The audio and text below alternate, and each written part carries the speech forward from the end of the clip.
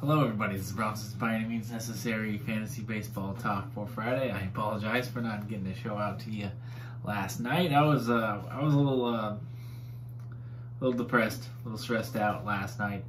I ended up going to sleep early because I needed to get up early, and I just wanted to rest, just sleep off my anxiety and stress.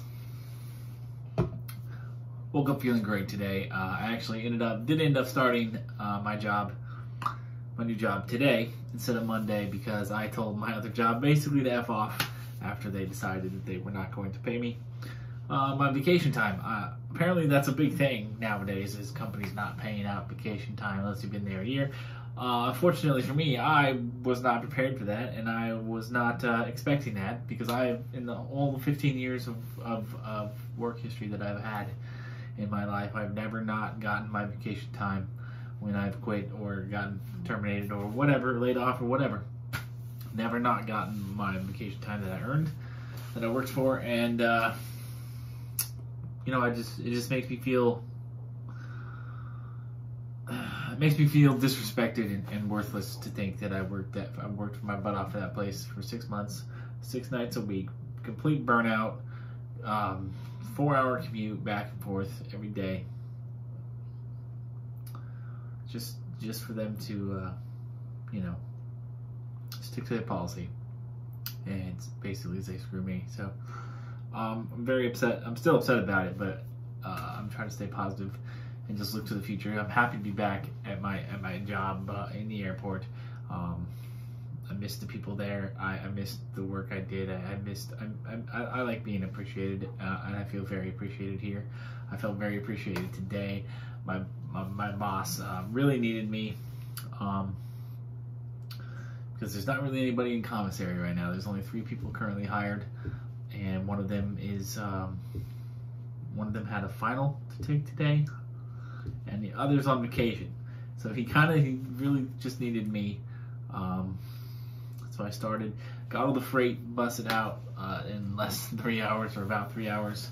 And I had to kind of relearn where things were going, or learn where they got moved to, some different packaging, some things I thought was one thing, like avocados were not what I thought they were.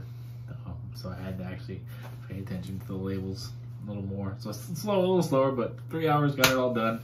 My boss was very impressed, and I reminded him that's why Patrick put me in charge of it, because I'm good at it. And then so that gave me plenty of time to do all the computer work I needed to do. They gave me plenty of time to organize the storerooms, clean up the storerooms a little bit, catch up with people. It's just really nice to be back there. I'm just happy to have my evenings back. Happy to have my some time off, my weekends back.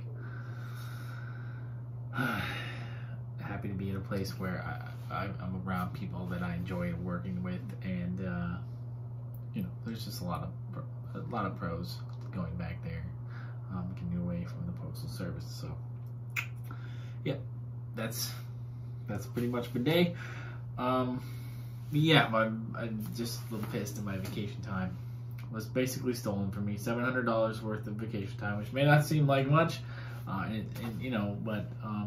this isn't the first time I've had hundreds of dollars stolen from me that I will never see or get. My bank stole about $700 from me a couple of years ago. I've had roommates steal money from me. Just had a life of small misfortunes, small setbacks, and just I'm long overdue for some positive luck, like a bank error in my favor, or winning the lottery, or having some random stroke of good happen. Because the only thing good things do happen to me, but I have to go out there and I have to make them happen. They don't just randomly happen like bad things always seem to, just out of nowhere just happen. So yeah, but let's move on. Let's get to the baseball. What are we doing with Blake Snell, guys? I'm asking you guys a question, even though I know no one's going to respond, no one's going to leave a comment. I'm only got like 2 viewers here on YouTube. yeah, what are we doing with Blake Snell? Because he's awful, and we invested a very high draft pick in him.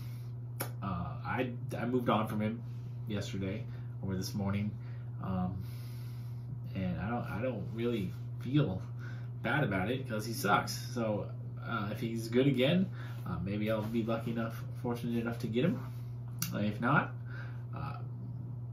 oh well. Someone else wins the lottery. What else is me? That's my life. But yeah, I moved on. What are you guys doing with Blake Snell? Maybe we can interact a little bit here. And Tyler Glasnow. Sounds like he's gonna be out for the year. I can't. In some of my leagues, I can't drop him because he's on my can't drop list, and I don't have any room on the injured list for a guy especially for a guy who's probably gonna be out for the year. Like I'm not gonna just move him to the injured list. I had Nick Madrigal on there, but once I found out he was out for the year, I just dropped him. I'd rather have the open injured list spot than continue to carry a guy who's not gonna play this year.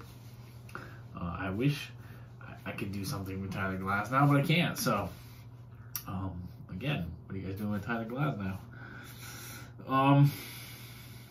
Yeah, a couple of Astros hitting the injured list today. Kyle Tucker's on the COVID-19 list, so who knows how long he could be out. And Alex Bregman hit the injured list, so he could be out a minimum of 10 days, probably more likely 2 weeks. They both could be out for a couple of weeks, so you're going to be needing some replacements, which segues us into our next segment, what I like to call the steaming section. The 5 steaming hot hitters to add to fill these lineup holes in a daily fantasy baseball league. Starting with a couple of outfielders, Miles Straw. Why not dig back into the Astros well and get Miles Straw, a guy who's going to benefit from the injury to both of those guys, but most especially Kyle Tucker. Not a lot of power there, but there's a lot of stolen base potential, and Miles Straw is actually has elevated his game a little bit. He's not just a part-time player. He's getting a lot more run. He's producing with the time he's getting, and these injuries are going to give him even more. Probably going to vault him into an everyday spot. So he's definitely a guy worth having until these guys come back from injury. Also, Adam Duvall of the Marlins. He's back on the radar. A good power source there. And Steven Duggar of the Giants, the amazingly surprising Giants with the best team in baseball right now. I don't know if they're going to be able to hold up, especially with the Dodgers and Padres in their division, but it makes it no less impressive what they've done so far, especially with their pitching staff. Kevin Gausman's looking like a Cy Young contender.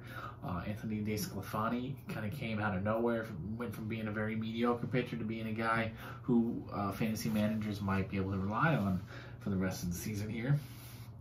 They're working some magic, but Steven Duggar is on a very productive tear right now in the outfield for the Giants. Couple of third basemen, a little bit slimmer pickings there in the 50% ownership or less tier. Obviously, every league is different, so you might have some different guys available to you in your league, and that's fine. That's great. Pick those guys up. But this is the waiver wire tier in the majority of leagues right now. Wilmer Flores, sticking with the Giants. Wilmer Flores also is eligible at pretty much every infield position. I do believe he actually is eligible at every infield position, as well as third base. So he can help you all over the diamond. And Yeimer Candelario of the Tigers, steady production, nothing spectacular, very unspectacular production, but it's steady, and sometimes steady is nice. There's not a lot of reward there, but also not a lot of risk. He's a guy he's a pretty safe daily play. For the streaming pitchers, I could literally go 7 deep with the streamers for tomorrow, for Saturday. It's a heavy slate. Everybody's playing. We got some makeup games from today also as well, which pushed back some pitchers who I like for that. So let's get into it. Starting with the guys who are starting with chronological order from first game time to last game time. We're going to go with Joe Ross of the Nationals against the Mets. Joe Ross is actually my favorite streamer for tomorrow. I picked him up for today. I'm obviously going to keep him for tomorrow. And yeah, I'm anticipating a good game from him. Vladimir Gutierrez of the Reds, the young, I believe he's a rookie, against the Padres. Yes, I understand the Padres are a tough opponent, but Wade Miley just had a good day against them. And Vladimir Gutierrez is a guy who's getting a lot of strikeouts right now. He's new to the scene, so these hitters haven't really figured him out yet. And I just love a Hispanic guy whose name is Vladimir. It's just such a Russian, such a Eastern European Russian name, and he got a Hispanic guy just like Vladimir Guerrero. I loved it. I thought it was awesome, and I'm happy to see another Vladimir, Latin American Vladimir in the Major League Baseball. But yes, he's also a pretty decent pitcher as well. Patrick Sandoval of the Angels versus the Tigers. A lot of strikeout potential there. Potential for a really good game for him, but buyer beware. As I mentioned a couple of days ago in this video, Angels pitchers have done me dirty this year. So again, yes, buyer beware with Patrick Sandoval. And a couple of guys who were facing each other in the last game of the day: Josh Fleming of the Rays at Seattle Mariners, and Logan Gilbert of the Mariners versus the Rays. Both. Logan Gilbert's looking really good in his last couple of starts. He's a young, phenomenal pitching prospect who's only going to get better. So you might want to hop on that bandwagon now. And Josh Fleming, not a lot of strikeout potential there, but the Rays are really good. High potential for a win and a quality start. In a lot of leagues, a quality start gets you some points. Can make up for the lack of strikeouts. Another guy I want to mention who is available in less than 50% of leagues, barely, and is having a really good year. Adam Wainwright of the Cardinals, the ageless wonder. Not a great streaming option against the Braves. I don't like him against the Braves. I think the Braves are a really good lineup, really good team that might do some damage against Wainwright, but I totally understand if you like Adam Wainwright for tomorrow and want to pick him up. I do have him in a couple of leagues because I've never dropped him, and I'm going to roll with him again tomorrow, but I'm not anticipating the greatest day for Adam Wainwright on Saturday. So that's the show for you. Thanks so much for those of you who do watch, and I will be taking tomorrow off as I always do, and I'll be back, hopefully back for you on Sunday.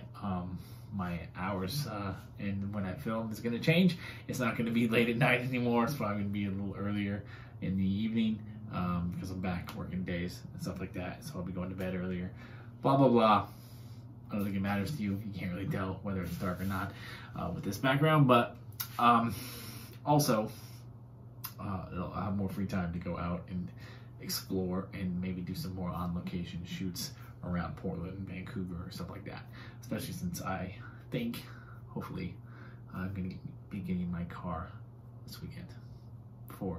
I told my mom that I would like to have it before I go back to work, UPS on Tuesday, so hopefully, we'll see. I do have to still get tags and all that stuff transferred, but I think because of COVID, we're getting a grace period, but I do have my license, hard copy of my license coming in the mail. I do have proof of insurance. And what else did I just recently do that I needed to take care of? Something else. I can't do tags, excuse me, unless I go in. I don't know when I'm going to be able to go in because I don't really have my days available to me anymore, but I'll have to figure that out. But yeah, hopefully get in my car this weekend. I'm praying for that. So as always, have a blessed day. Good luck to you. Peace, love, and nacho fries.